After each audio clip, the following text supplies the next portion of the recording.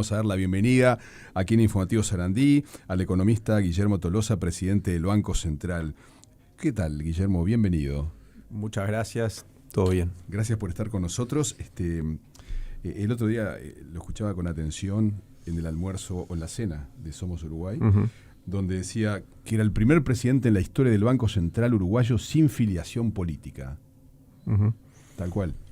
Sí, la afiliación política no fue una consideración en el momento que me contrataron, y creo que se ha reconocido internacionalmente. Eso es un cambio institucional histórico, ¿no? Donde nosotros nos vamos alineando en lo que son las mejores prácticas internacionales. Y a veces no hay mucha comprensión de por qué esto es tan importante, ¿no? Y déjame darte un ejemplo. O sea, cuando un ministro de Economía tiene un presupuesto y ve que sus ingresos no alcanzan para cubrir los gastos, por ejemplo, porque la economía no está funcionando bien, lo que suele hacer en la historia de América Latina es llama al presidente del Banco Central y dice: muchachos, es muy difícil para mí dar malas noticias, hacer ajustes fiscales, ¿por qué ustedes no suben un poco la inflación? Y con eso cubrimos los baches fiscales que tenemos, ¿no? Y por eso somos un continente con 7 décadas de inflación.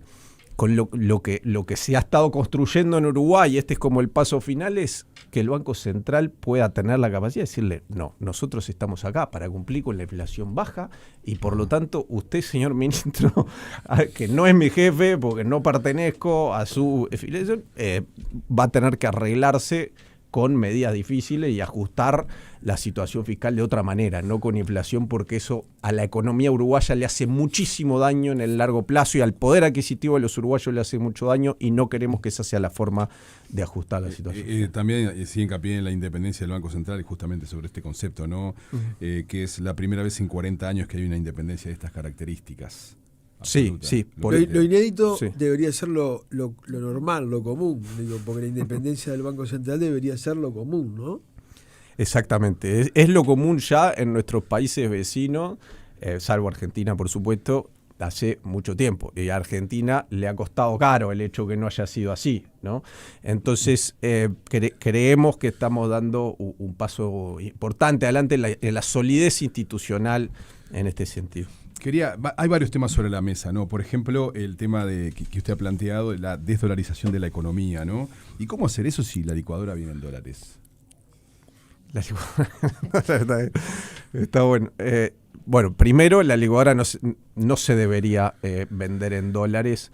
Eso no es justo con el uruguayo que la está peleando para llegar a fin de mes, y cuando te expones a un precio en dólares, luego cualquier mínima depreciación del peso uruguayo hace que la licuadora, la tostadora te salga más caro, y por lo tanto deteriore mucho tu poder adquisitivo.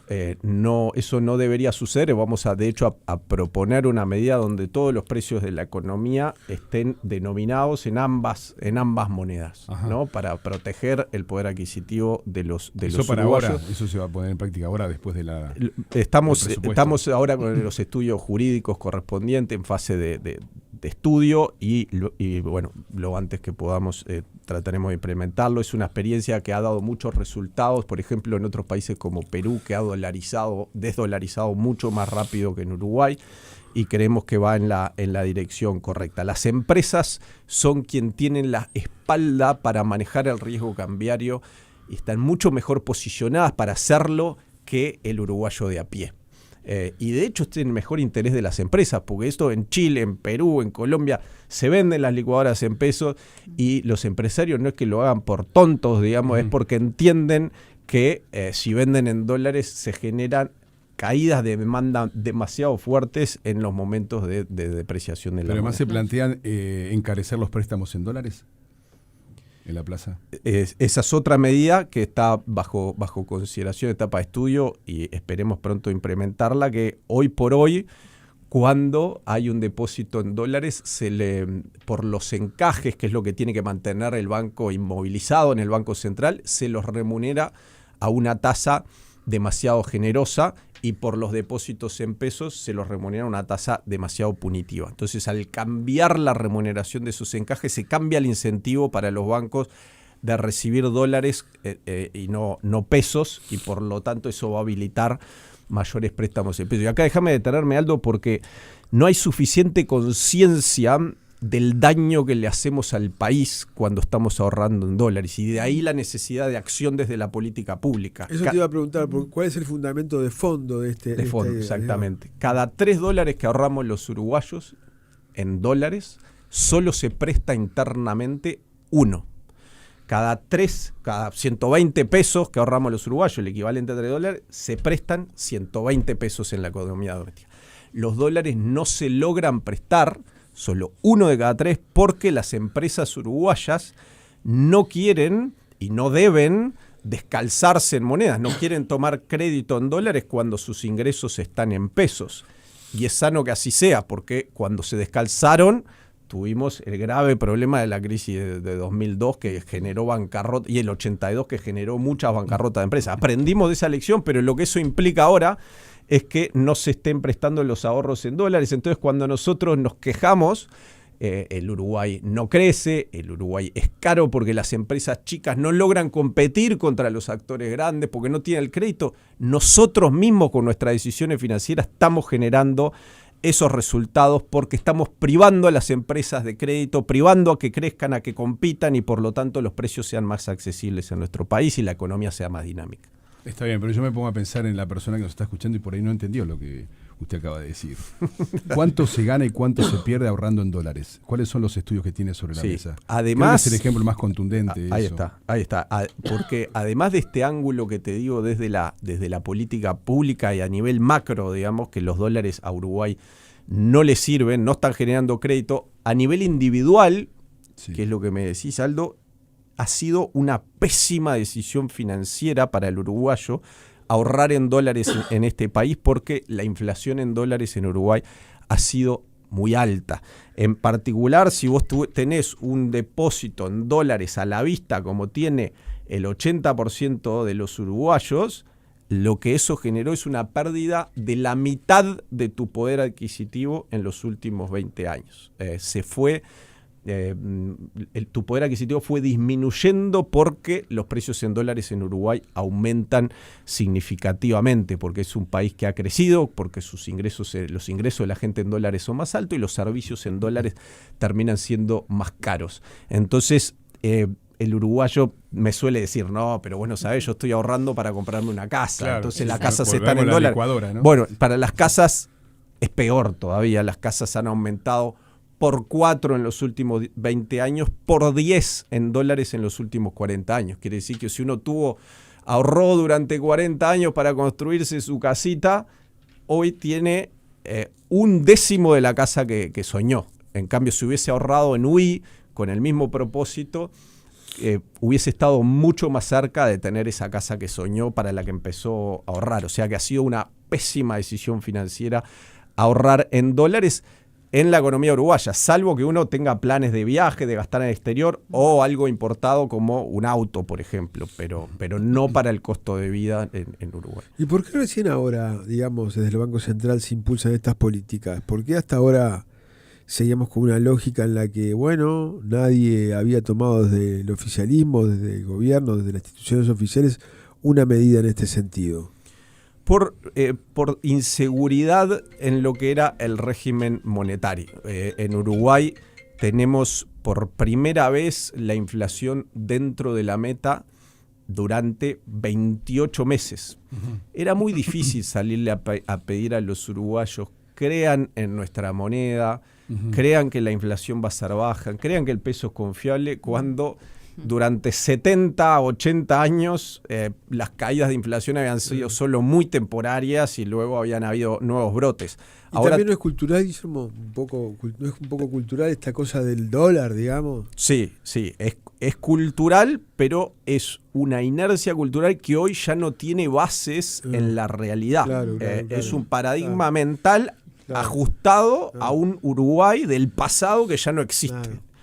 Hoy tenemos, como te digo, régimen consolidado. Y acá déjame detenerme porque la inflación baja llegó para quedarse, porque hoy tenemos una realidad muy distinta de la que teníamos hace 10, 15, 20 años. Hoy la inflación baja se conquistó no en base a un tipo de cambio como ha pasado tantas veces en la historia del Uruguay, reprimido, que generaba inflación reprimida y problemas de competitividad muy serios. Cada vez que hacíamos un plan de estabilización se generaban déficits grandes de cuenta corriente que generaban crisis financiera en 82, en el 2002. Hoy no tenemos déficit externo, tenemos reservas más altas de América Latina después de Perú, tenemos el desempleo bajo. Hoy la inflación se conquistó de una forma finalmente sustentable después de 80 años de lucha. Todos los datos macro no indican que no tiene sentido esto. Exactamente.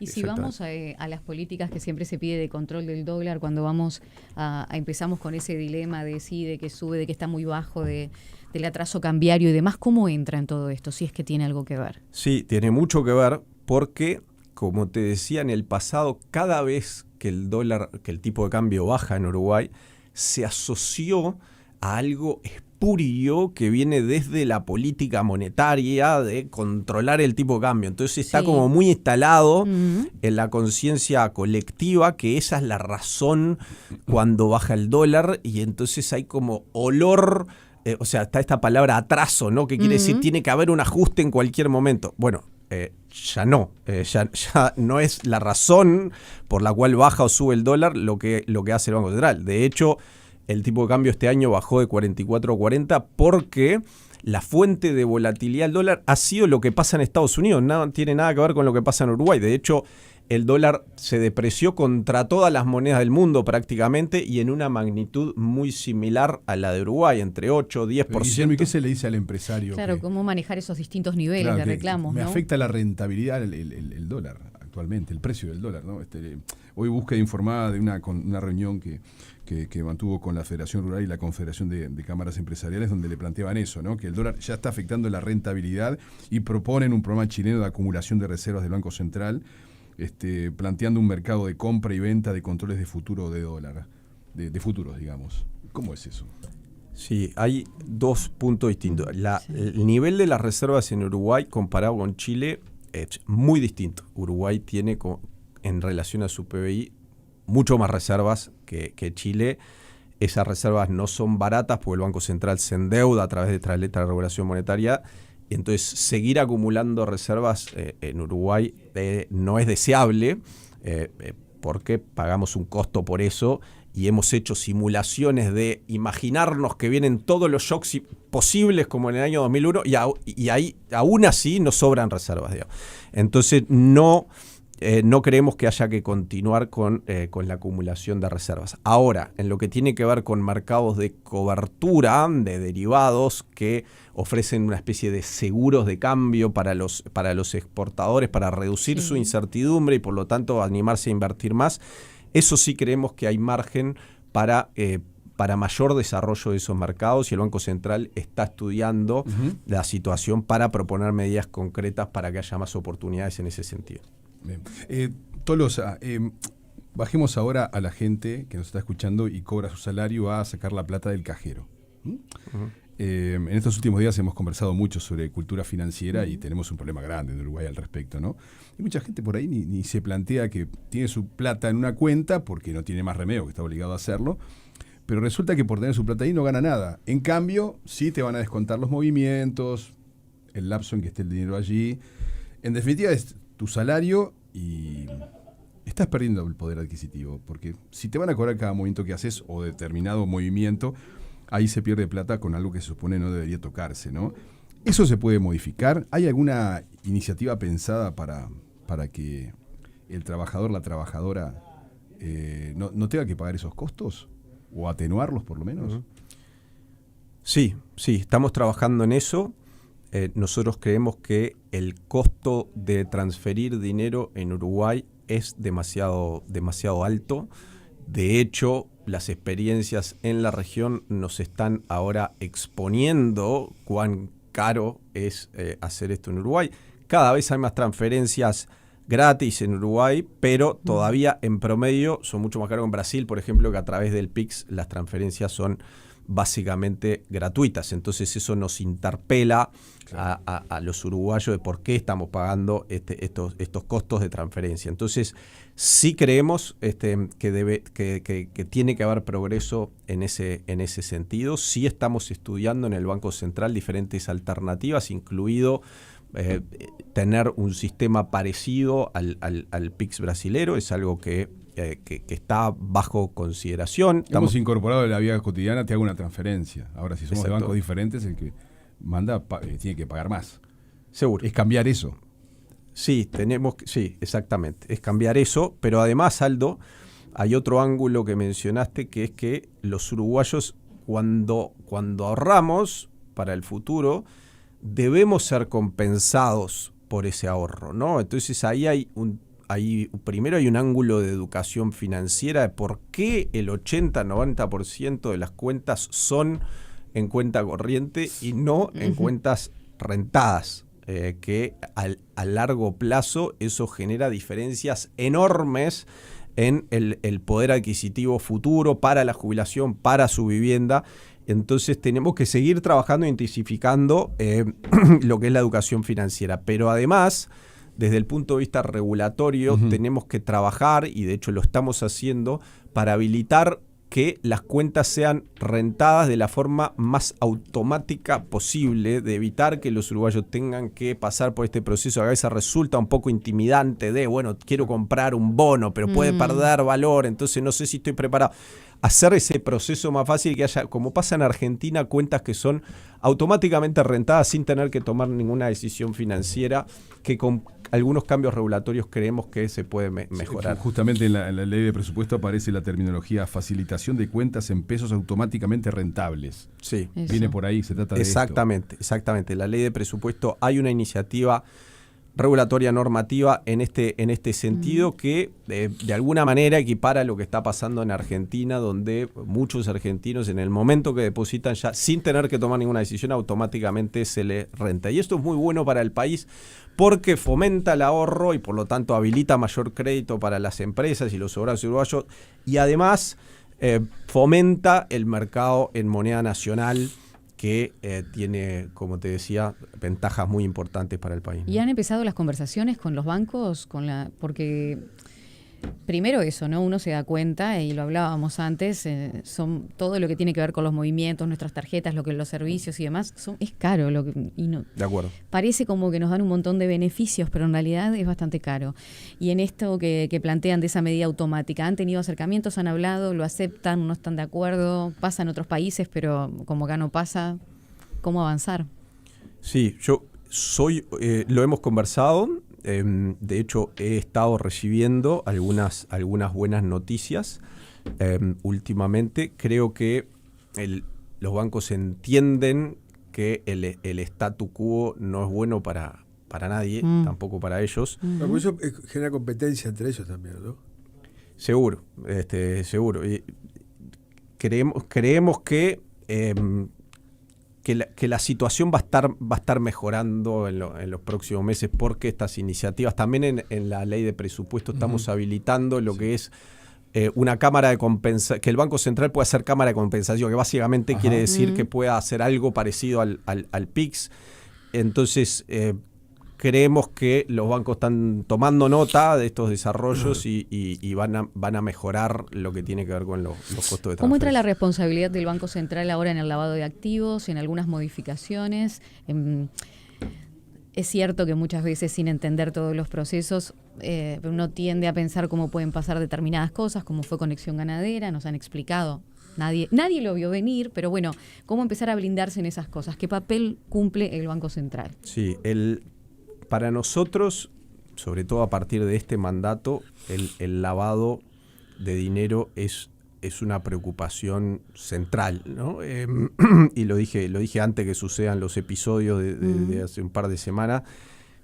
Hay mucho en juego en lo que tiene que ver con la democracia misma, y hay mucho en juego también con lo que tiene que ver con la economía, porque una visión de corto plazo suele decir, bueno, pero al final son recursos que dinamizan, ¿no? Y se generan inversiones.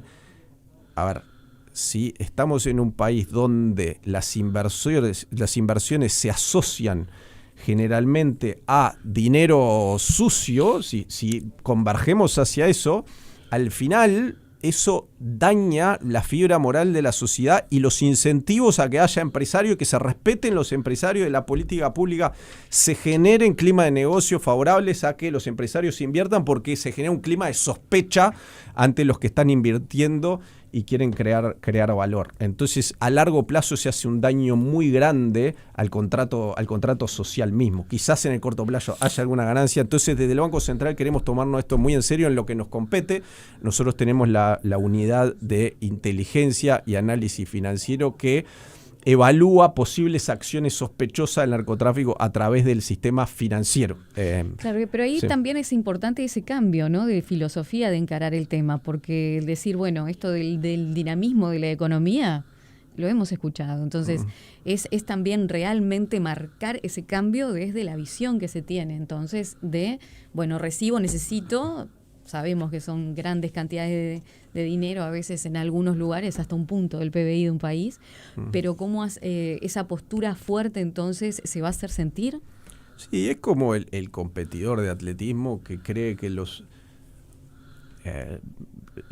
estimulantes, digamos, lo van a hacer competir mejor, digamos. En el corto plazo te puede funcionar, capaz que evadís el doping test un par de veces, pero en el largo plazo estás en el horno, ¿no? Aquí es lo mismo, o sea, estos son estimulantes que no te favorecen la economía en el largo plazo. Entonces, lo que estamos proponiendo desde nuestro lugar del Banco Central es reforzar significativamente, de hecho casi 50%, lo que son los recursos humanos que tenemos asignado para esta unidad, los recursos tecnológicos para poder procesar mejor la información, que hay muchísima, y así detectar actividades sospechosas y además jerarquizar lo que es esta unidad dentro del Banco Central. Guillermo, tenemos un problema grave de endeudamiento, ¿no?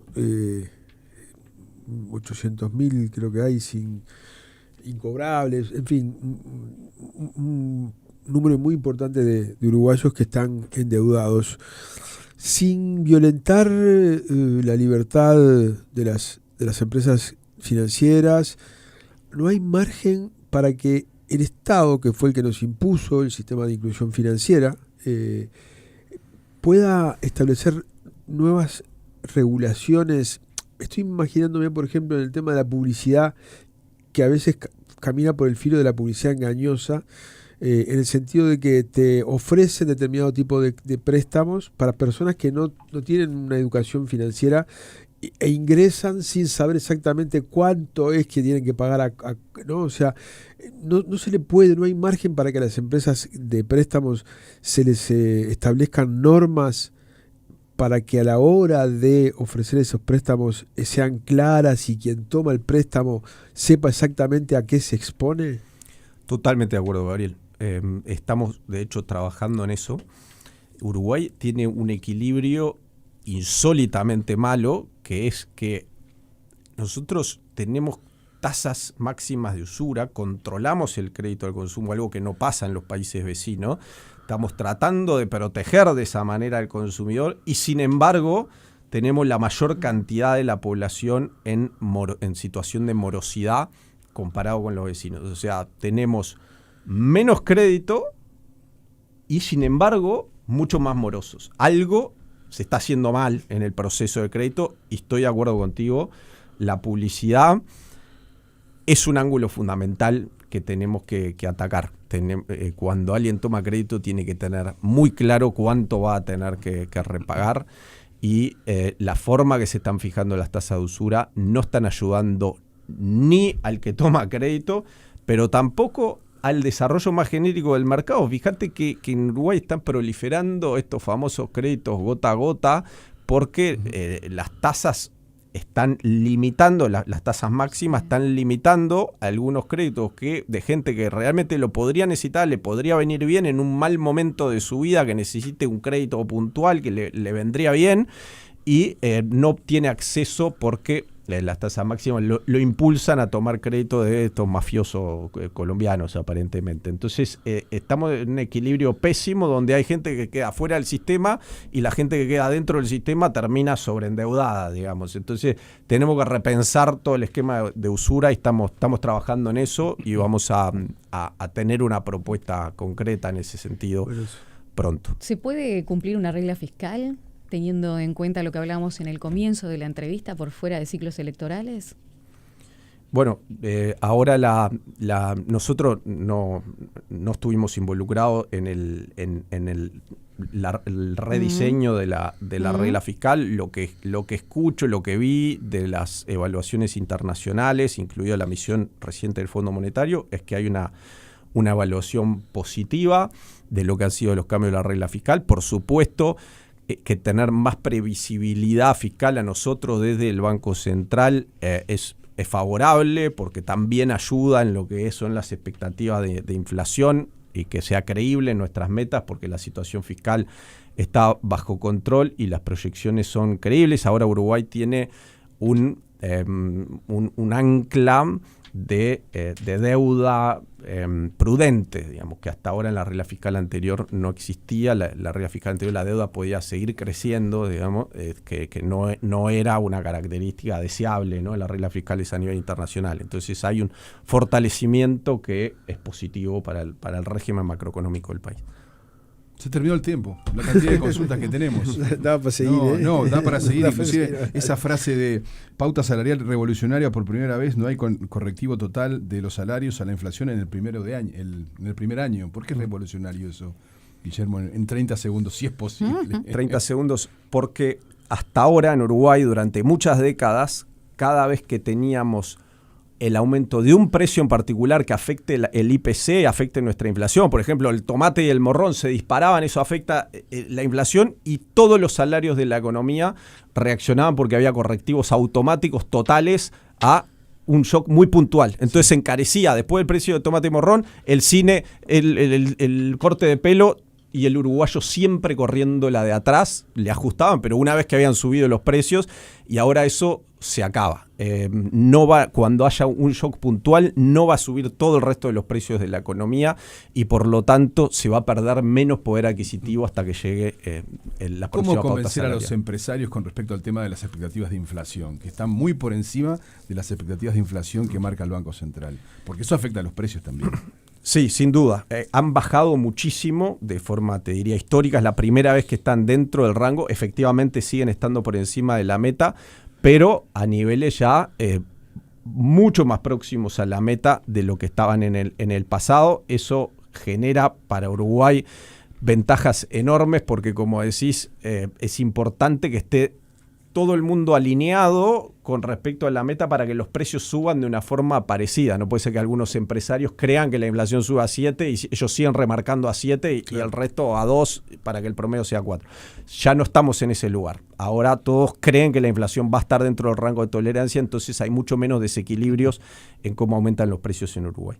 Presidente del Banco Central, economista Guillermo Tolosa, nos quedó por hablar su etapa en el exterior, ¿no? Pero será para otra oportunidad. Otra vez. Muchas gracias. Muchas gracias a ustedes. Muchas gracias. Será hasta la próxima. Importante señalar que mucha gente elogia la actitud de Guillermo de pudiendo tener cargos muy importantes en el exterior, que los tenía, y pudiendo tenerlo, vino a prestar servicio para el país. La verdad que es una cosa que no abunda, que no es fácil. Uno asume cargos públicos y se expone un montón de cosas a todos los vaivenes de la política, a que te señalen, a que te acusen, a ganar mucho menos dinero. La verdad que gracias y detalle te felicito. importante para mencionar. Te felicito. Muchas gracias, Gabriel.